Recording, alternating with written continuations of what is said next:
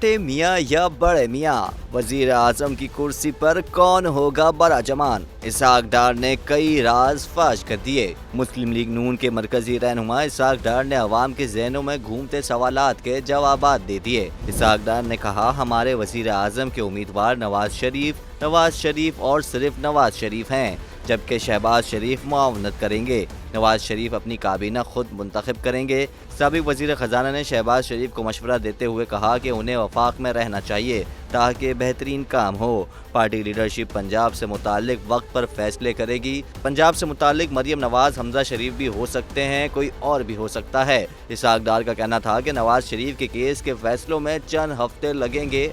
अदालतें मेहरबानी करें ताकि जल्द से जल्द केस निपटाए जा सकें। इसहाक डार ने निजी टीवी से बात करते हुए मजीद कहा कि इलेक्शन कमीशन कहता है कि जनवरी के आखिर में इलेक्शन करा दिए जाएंगे। मुझे नहीं लगता कि इलेक्शन जनवरी से आगे जाएंगे। मैं तो कहता हूँ इलेक्शन अगले महीने ही हो जाएं। हमें क्या एतराज़ है।